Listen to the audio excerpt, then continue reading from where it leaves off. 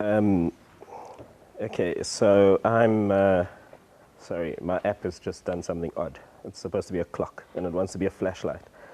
No, cancel, yes, thank you. It's a clock again. So I'm sick as a dog.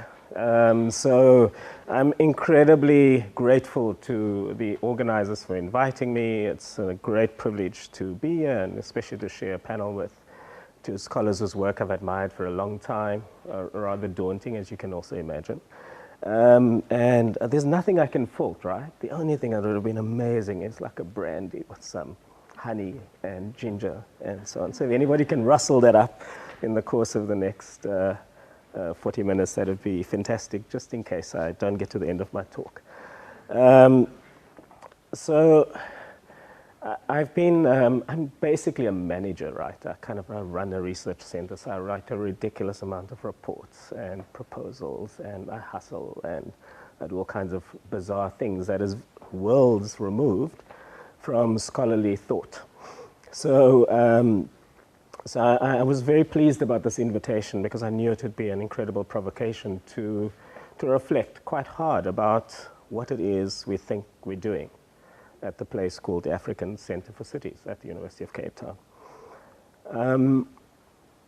So sorry, I have to suck the sweet, so it's no disrespect, it's just otherwise my throat is going to dry up completely. So really what I want to reflect on is what is the practice that we are experimenting with from a knowledge perspective, and how does it pertain to some of the questions that is at the core of this particular symposium. In other words, how do we think about the political, and how do we understand the current conjuncture, the moment?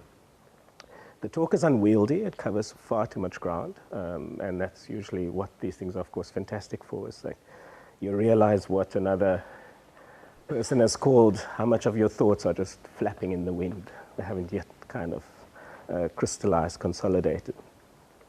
But what I was hoping to do was to start off with reflecting on a set of assumptions that we made quite explicit. So when ACC was started in late 2007, my first job was to write City Futures. And it was an incredible privilege to have the space to reflect about what is going on and in a way set an agenda for something that was being set up from the ground up. And then Vanessa, who's unfortunately left, Watson, was Vanessa still here? No, she has left, she has to catch a plane back. And Sue Parnell and I, we wrote a piece that was published in Progress in Planning in 2009, where we kind of scoped out the kind of epistemic project that Ananya was arguing for just before the break. But scoped it out from the perspective of, I suppose, the situated context of Cape Town, South Africa, and sub-Saharan Africa to some extent. And within that, the trope of sustainability featured strongly. And so this is something that I will come back to, whether there's something within that particular trope that can help us think about the larger questions of political practice, and how do we think critically about the emergent theoretical landscape, about various interpretations of emergent urbanisms. Now, what I want to work through is to, in a way, juxtapose what was a fairly naive way of framing a start, because usually when one gets underway with anything, a good dose of naivete is quite healthy and important, otherwise you won't get anything done, of course. And so the ACC was no different. So yes, there was some explicit reflection, but in a way it was a complete plunge in the dark. We had no idea how you build an interdisciplinary, predominantly applied urban research center in the current moment. We had no idea how do you, if you will, transact the project or the imperatives of intervention in really sticky, complicated, multifaceted contexts, the city where we live, and at the same time contribute to a whole series of larger theoretical and conceptual discourses. And so until now, the whole affair has been entirely experimental. It's been an open frame, and it's really had only one rule, well, two rules. One is be as interdisciplinary as possible, and secondly, absolutely absolutely explore the imperative of co-production. Okay, so by co-production, what we mean, and we work off a conception of interdisciplinarity that John Robinson argues for, where you're not necessarily looking at the interfaces at the edges of disciplines, but that you're rather opting for the tradition where you're starting with very particular problematics and bring different experiential and disciplinary lenses to that particular problematic as a way of conducting or undertaking an interdisciplinary project. And so it's quite a fundamental difference to how, of course, within the academy, interdisciplinary is often understood. And what that implies is from the beginning an engagement with the messy, conflicted, and certainly suspect real world of practice.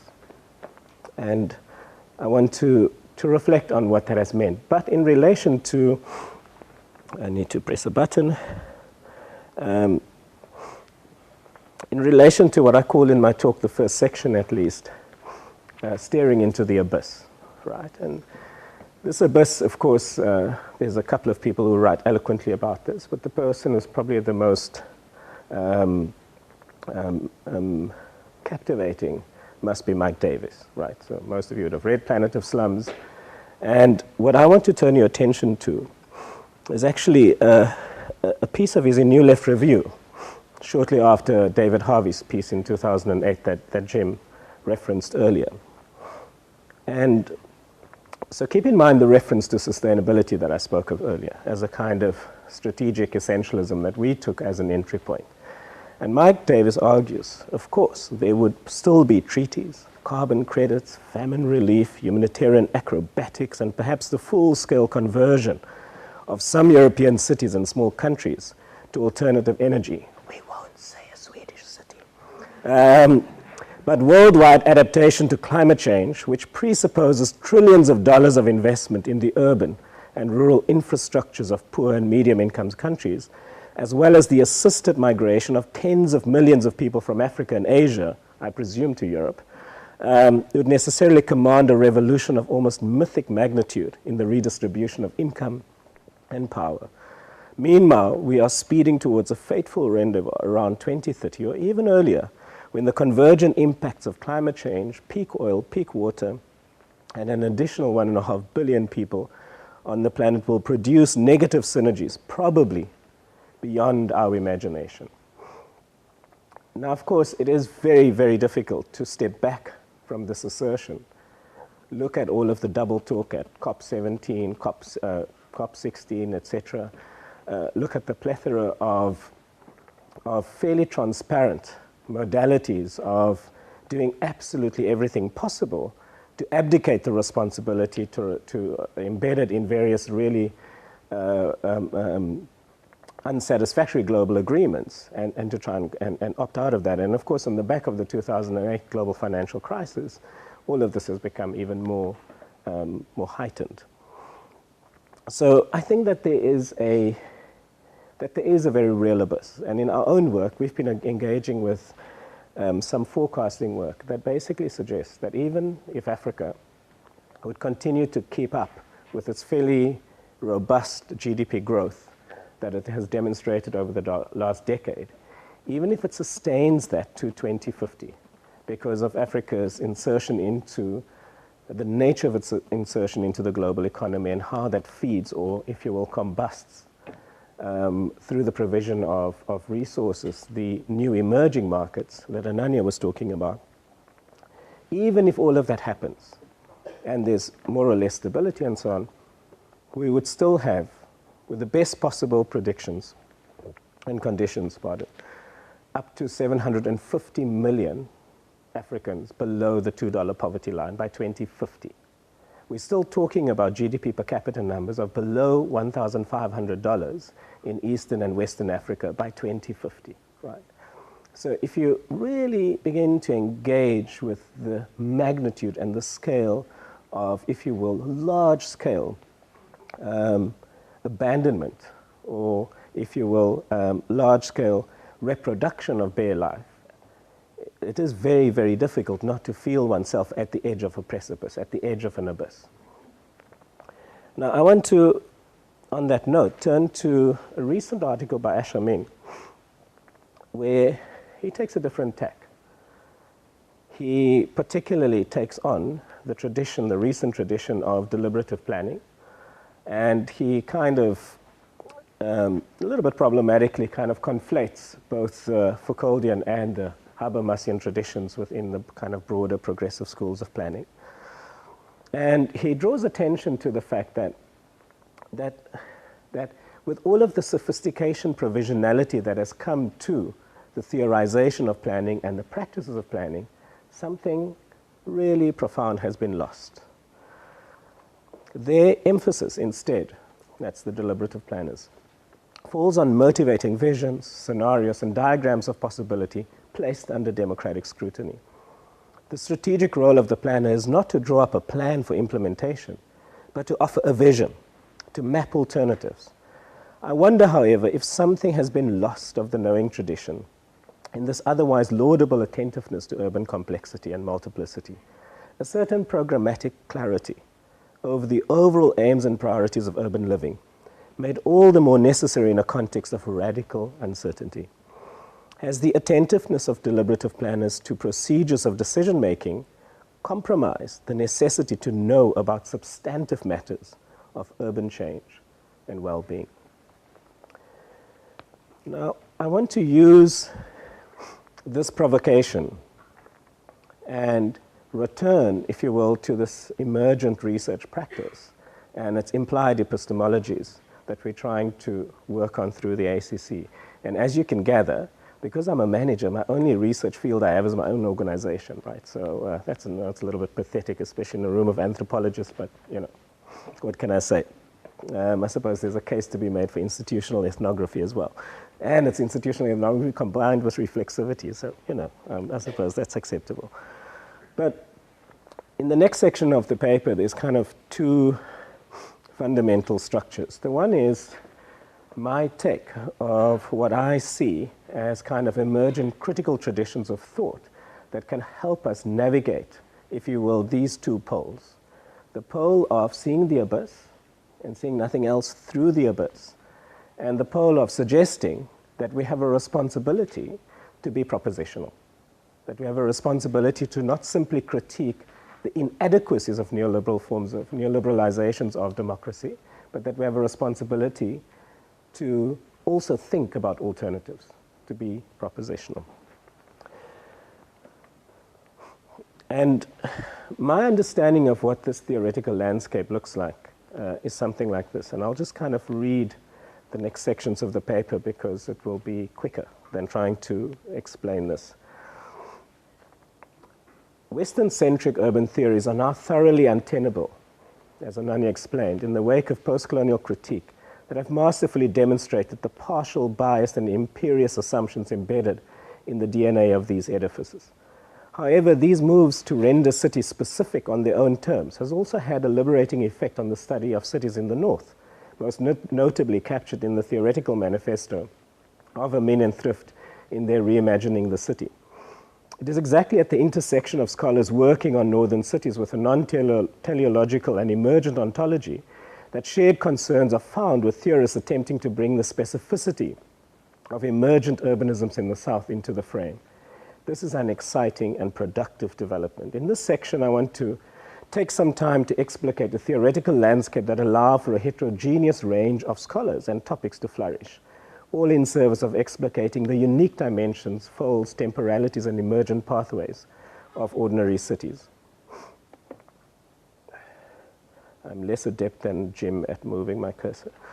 So let's turn to this first field of Southern urbanisms. In one sense, the entry point for acknowledging the field of Southern urbanism is the sheer demographic momentum that is not only driving the growth of existing and new cities, but also effectively eclipsing the centrality of traditional northern megacities in both the imaginary and economics of the urban. Of course, this demographic shift is the primary preoccupation of urban policy institutions like Habitat, Cities Alliance, and so on.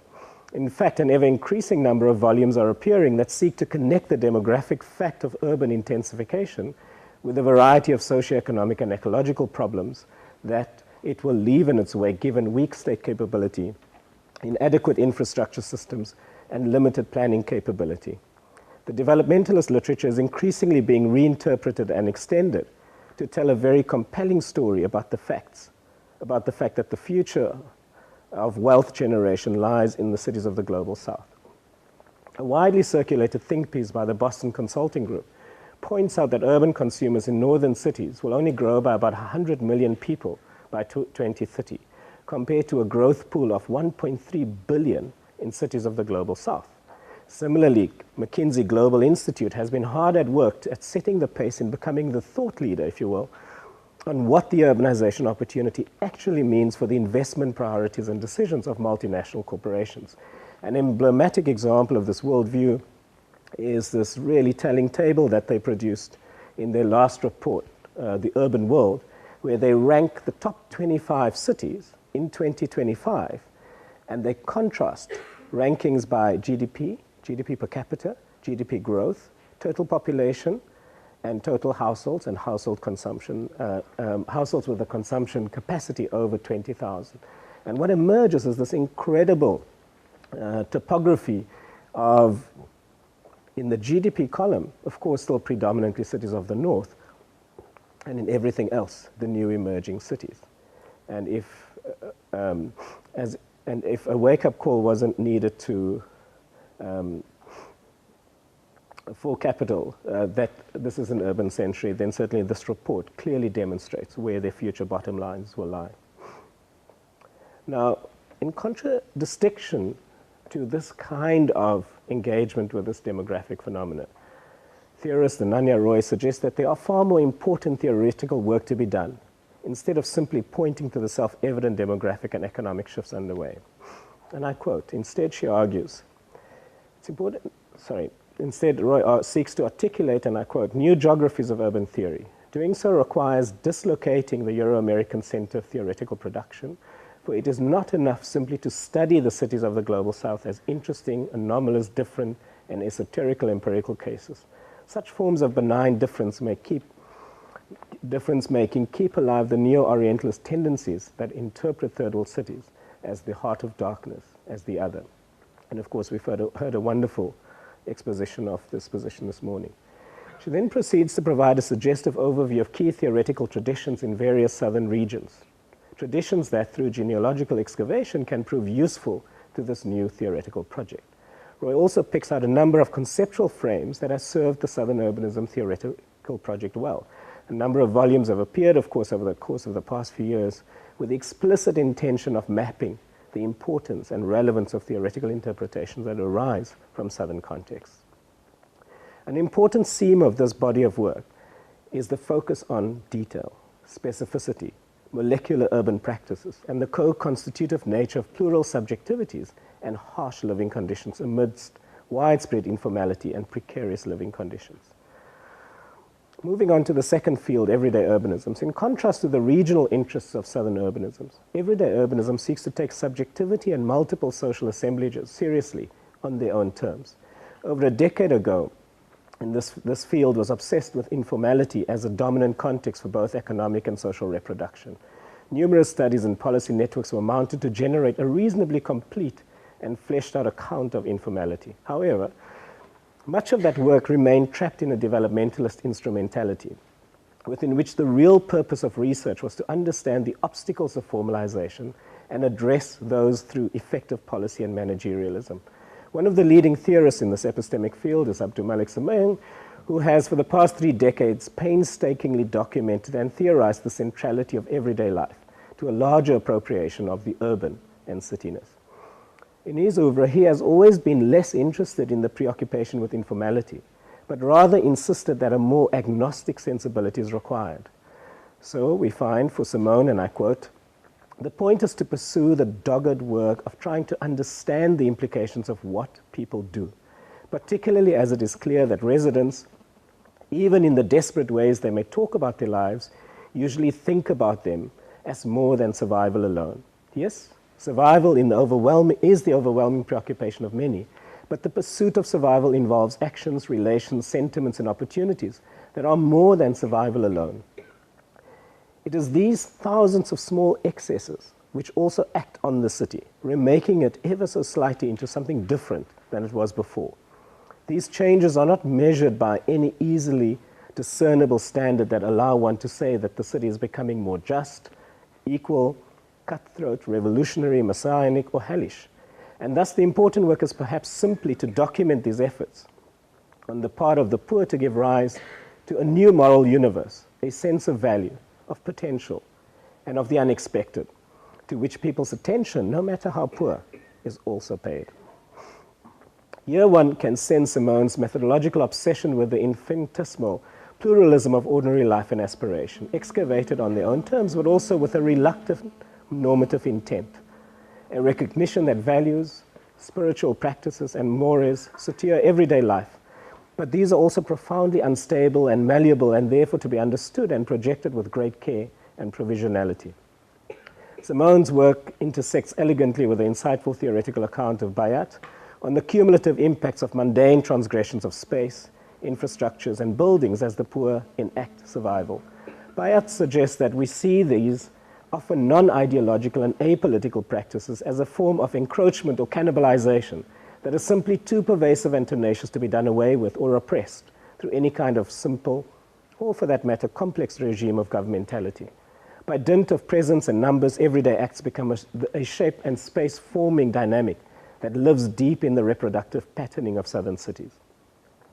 In this moment, Bayat's work offers a powerful illustration of Roy's thesis that informality has become a dominant mode of urbanization of much of the global south.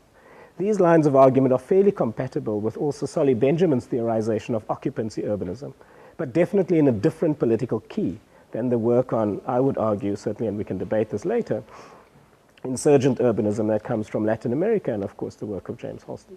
However, reading across these contexts and theoretical genres, it is certain that an incredibly rich and protean research program can be found and be imagined and mounted across cities everywhere.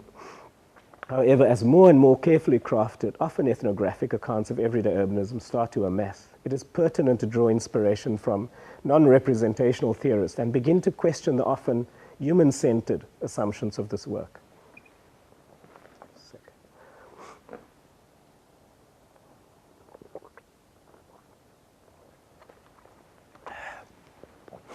Sorry, still no whiskey in sight, but okay. Swedish hospitality, much to be desired, I'm sorry. Yes. Okay, moving on to what I call field 3, vitalist ontologies. Amin and Thrift first explored the implication of a non-essentialist vitalist ontology, of course indebted to Deleuze and Guattari, for a rethinking of cities in their volume. Lorimer explains vitalism as a tradition in philosophy that believes in the existence of a life force in material assemblages that cannot be explained through mechanistic approaches. As an ontology, it argues for the immanent emergence of form rather than the existence of transcendent archetypes. This grounding is a dead giveaway that the leading lights of this particular approach, of course, are actor network theorists such as Latour, Law, and Haraway. And their epistemologies are incredibly closely aligned with this standpoint. In this recent intervention, this quote that I cited from Amin before, and from that same piece, he reminds us that this approach induces a very different and a very expansive understanding of cities and cityness. And I quote, "Cities might be thought of as machinic entities, engines of order, repetition, and innovation, sparked by the clash of elements and bodies that drive the urban experience, including what humans make of themselves, others, and the environment. The urban environment is a meshwork of steel, concrete, natural life, wires, wheels, digital codes, and humans placed in close proximity, and it is the rhythms of the juxtapositions and associations, coming together in symbolic projections, cultural routines, institutional practices, regulatory norms, physical flows, technological regimes, experiences of the landscape, software systems that surge through the human experience. The machinic rhythms of the city, I would argue, blend together the human and the urban condition, making people subjects of a specific kind with their demeanor and outlook compared to that of humans in other time spaces, formed by the inhabitation of the urban environment, and most importantly, its inhabitation in them, fixed through these rhythms," end quote. This profoundly relational ontology is coupled to an affective understanding of subjectivity. Again, Lorimer usefully clarifies that affect refers to both material, ecological properties of a body and the forces and processes that link them together. It describes pre-discursive, embodied experiences that are subsequently codified into subjective emotions. These theoretical orientations are decidedly critical of textually oriented post-structural deconstruction on the one hand and neo-Marxist structuralist accounts of inert materialities on the other. Instead, this relational ontology is interested in a much deeper and fuller account of how agency is enacted through particular configurations and emergences of both human and non-human actants in ways that tune into the affective dispositions of people. The net effect is an account of cities that emphasizes the fragility of all that seems inert, stable, gargantuan, immutable, and thoroughly routine. An insightful example of how this ontological account offers a fresh and dynamic perspective on one of the most basic elements of urban life, infrastructure, of course, comes through in the suggestion by Stephen Graham that we are now, in urban theory, experiencing the infrastructural turn. He asks of us to consider urban infrastructures as complex assemblages that bring all manner of human, non-human, and natural agents into a multitude of continuous liaisons across geographic space. This approach forces an engagement with the larger economic, cultural, and social roles of infrastructure discourses, rationalities, and practices. In my mind, since the infrastructural investments occupy central stage in the imagineering and mobilization work of urban elites across the global south, and note Ananya's reference to the $22 billion program for Indian cities alone, it is vital that we deploy vitalist ontologies and related insights from relational understandings encapsulated by the notion of assemblages to theorize more broadly about the emergent practices and consequences of city building. This, Jane Bennett argues, will open us up to look for and recognize the constitutive turbulence of materialities that on the surface may appear stable and solid. Given the incomplete and under-constructedness of cities in the South, taking on board this relational stance to reality in the making and knowledge can only contribute to a more plural and dynamic conception of city making and cityness. More importantly, it allows us to connect the unjust and cruel pathways of our cities to a clearer set of analytical programs to speak into the challenge of proposition intimated by Amin. This takes me to my final field of theory building, which is ecological urbanism. In keeping with the vitalist ontology and recognizing the variable assemblages of actants that support the relentless social natural reproduction of the city, it is clear that the central concern of urban studies is turning towards the longer-term viability of contemporary models of urban development, design, and material reproduction. It demands a careful and systematic consideration of multiple pathways towards alternative, more resilient, and more livable forms and modalities of habitation. Central to this concern is an interest in the natural social assemblages of the city as mediated by infrastructure networks and the built environment. As Graham again explains, energy, water, sewage, transport, trade, finance, and communication infrastructures allow modern urban life to exist. Their pipes, ducts, service, wires, conduits, electronic transmissions, and tunnels sustains the flows, connections, and metabolisms that are intrinsic to contemporary cities. Through the endless technological agency, these systems help transform the natural into the cultural, the social, and the urban. Similar observations can be extended to the role of the built environment as mediators and embodiments of urban functionalities, form, symbolic projection, and the desires for control. Mohsen Mostafavi argues that these readings, set against a backdrop of environmental risk and crisis, open up an opportunity to project new imaginaries of alternative urbanisms. Such visions or projections should not arise from a technocratic eschewing of structural crisis, but rather stem from a perspective that views the fragility of the planet and its resources as an opportunity for speculative design innovations, rather than as a form of technical legitimation for promoting conventional solutions. In mainstream neoliberal inflected discourses, speculative design translates into an agenda about environmental security and the promise of a technological fix. And instructive development can be seen in the scramble by various insurance, engineering, and financial service companies to understand what the investment potential and risk profile of so-called sustainable infrastructures are. This fraction of the knowledge-driven service economy, intermarried with the engineering manufacturing sectors, coalesce to produce ecological urban utopias unmoored from the messy and leaky materialities of most places. And our classic example of this kind of design conceit is Mostar, of course, or the proposals for similar free-floating technologically wet dreams. But in this yearning for a technological remedy rooted in reductionism, there also lies an unprecedented opportunity for developing and projecting a radically different imaginary to frame prospective ecological urbanisms. I'll come back to this a little later on. Now, works in this epistemic field counterbalances the obsessions with only the everyday. But in thinking about longer temporalities, it also remains modest and provisional by keeping in view the constitutive dynamic of uncertainty and risk, and the always present potentiality of unforeseen emergences and assemblages of actions. This then brings me to what one could call the connective tissue between these deliberatively stylized and, of course, false categories of scholarship. The diagrammatic sketch that you see on the screen clearly suggests that on the vertical axis, there is a continuum between quantitative research that can help us to understand the dimensions, patterns, and categories of city formation unfolding across the global south, which I think can, in the way Jenny Robinson has recently been thinking about comparative work, or it can kind of really provide a useful informant to that. This foregrounding is important because it asks of us to move beyond the absurd pitching of qualitative against quantitative methods, especially in the wake of the post-structural and post-colonial turns.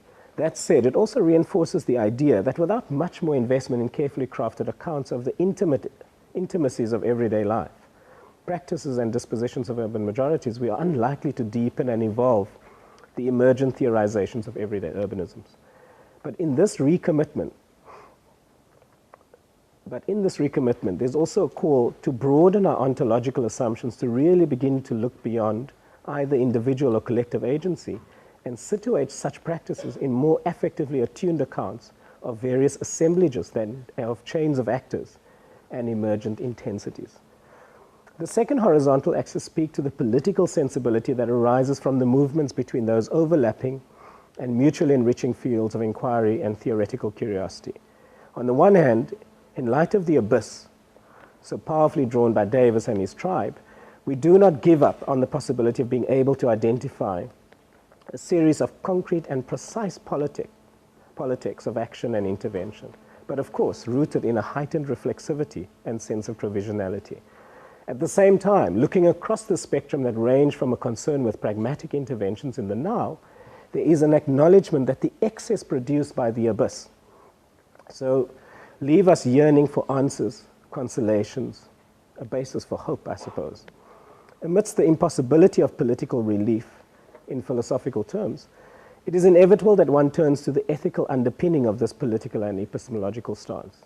This ethics, I believe, must draw its inspiration from the continuous exploration into the aesthetics and poetic dimension of imponderable futures, and how such futures are always met in one way or another with a determination to act, a refusal to cede ground to hopelessness and defeat.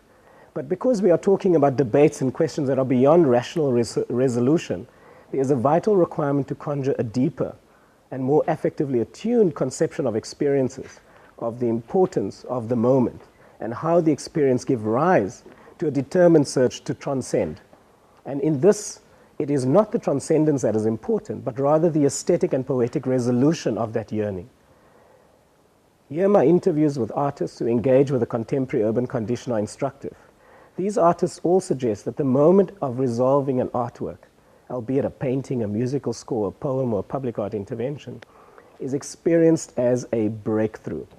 This arrival is, of course, a uniquely individualized moment of clarity and release, which may only play itself out in the affective realm and not necessarily cognitively. Yet it feels like something has been resolved, allowed to unmoor itself from the weight of hopelessness, despair, and pain. And in that, I would argue, there is an equally important political moment to the pragmatics of intervention. One of the benefits of this diagrammatic conceptual frame, with all its limitations that comes with any typology, is it allows us to assess theorizations of the emergent urban in the South. That in that assessment, it forces one to recognize a variety of political moments and opportunities. Okay, I should conclude. I'm kind of running out of time. So in the next section, I kind of stitch together, or I frame up this work by referring back to the argument around relational politics that I developed in City Futures, where I suggested that in any urban setting, there are, if you will, 5 moments of political practice. There's the kind of official, democratically elected or not so democratically elected political forums, and the kind of assortment of participatory mechanisms that gets attached or hooked onto those. Secondly, you often have these neo-corporatist political forums where there's a stylized negotiation about mega priorities, labor, business, government, and so on. Thirdly, you have this vast arena of direct action or mobilization against state policies or to advance very specific particular demands. Fourthly, there's a politics of development practice, which is often reflected in a whole range of things that is ameliorative, welfare-orientated, but often also important, if you will, prefigurations of the capacity for citizenship and engagement in collective action, even if not critical. And finally, especially in the media-saturated societies, symbolic political contestation as expressed through discursive contestation in the public sphere. And what I argue is that you always have to try and triangulate between these 5 different moments of the urban political as a way of understanding how a particular issue either comes onto the agenda or is engaged with and so on.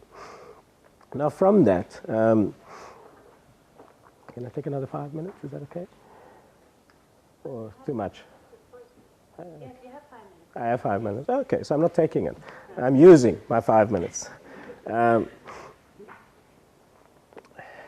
However, in turning to our gathering here, the Symposium, and this work that I've done in the past, and how much of our concerns, I was struck by how much of our concerns about political opportunity structures and state-civil society interfaces was obsessed with the now, with the contemporary dynamics of exclusion and differential inclusion. However, going back to Amin's earlier injunction for a more propositional and programmatic agenda that substantively addresses how different futures could be induced, I want to suggest that we consider a further elaboration on that point by him. And he suggests it is not possible for planners to draw up an urban program without the pretensions of it. Sorry, it is not possible for planners to draw up an urban program without the pretensions of total vision, teleological fulfillment, and systemic certitude, offering a clear diagnosis of the threats that cities face, the matters of collective concern, that must be addressed, the goals that must be defended to improve urban living for the many and not the few. Why is this not possible, he asks. It seems to me that the rereading of the theoretical landscapes also offers some clues for how to transcend the obsession with the contemporary and move towards a consideration of multiple temporalities, scales, and socio-technical intensities and patterns.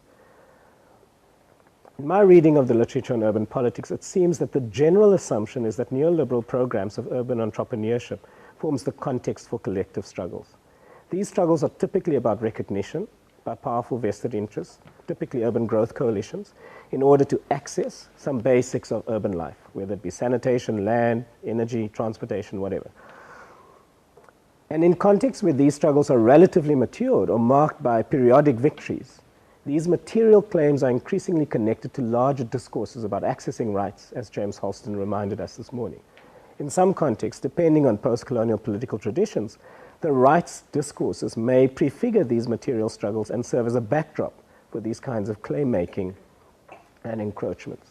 Alongside and or before these materially based processes of claim-making, there is often a need to elementary claims to ensure the seizure or moderation of violent repression which can take the form of extortion, forced removals, or the constant threat thereof, or willful withholding of access to services when local populations are deemed to have transgressed the realm of the politically acceptable in the eyes of the state or local power brokers. Central to most accounts of these wide-ranging social struggles is a deep belief that local states are absolutely guided by programs of neoliberal governmentality. Evidence of this is provided through exhibits that demonstrate the fiscal predilection for economic boosterism projects at the expense of more equitable and just priorities, or institutional reform measures that introduce market-based operational systems and incentives, which either manifest in the corporatization of a municipal entity or its outright privatization. These kinds of reforms typically reinforce patterns of splintered urbanism and an effective withdrawal of the local state from the lives and neighborhoods of poor citizens. Another telltale sign of neoliberalization of city governments is the penchant for institutional and investment reforms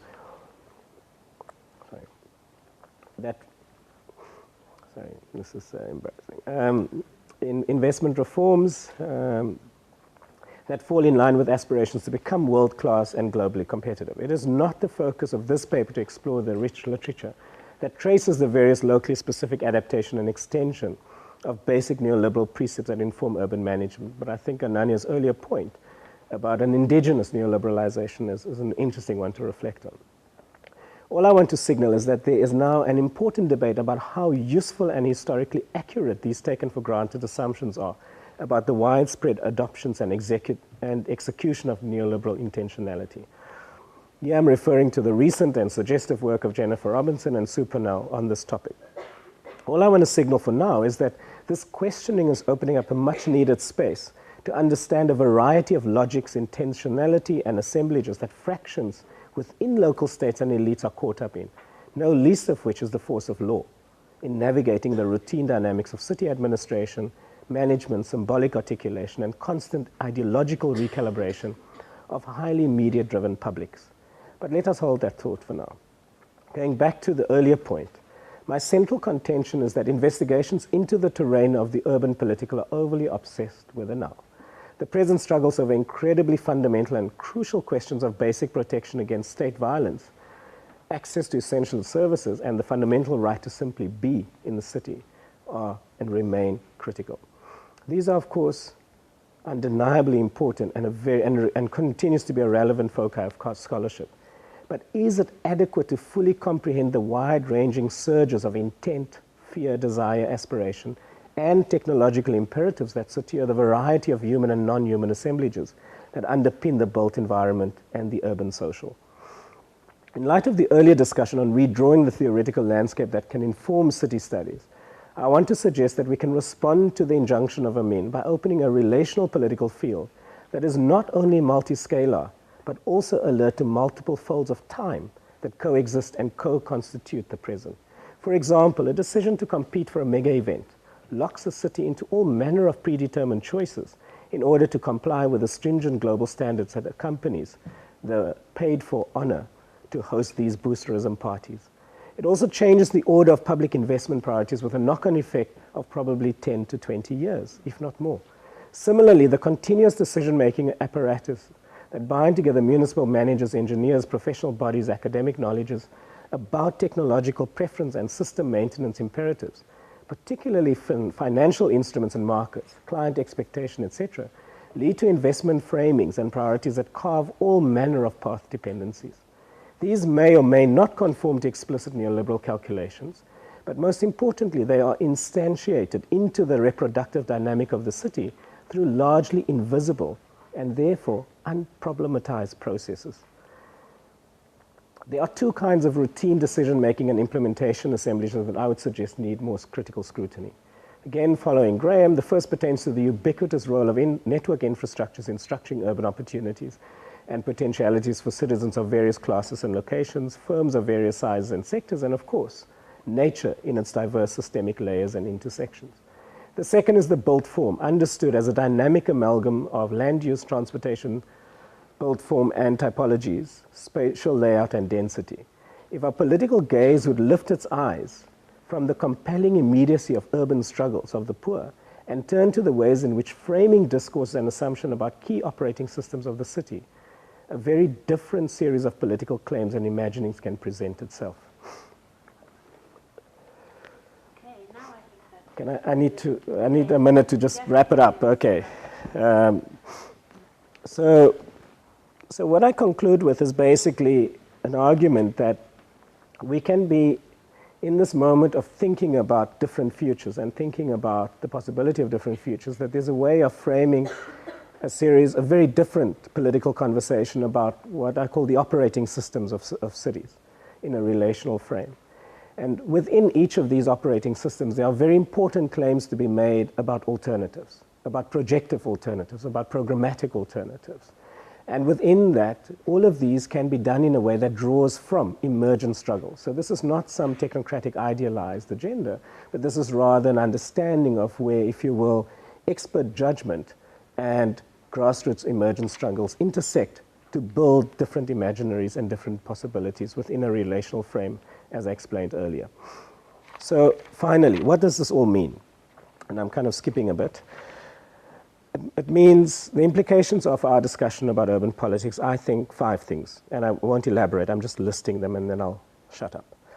The politicization of everything, especially the future, and the city region as opposed to the slum settlement.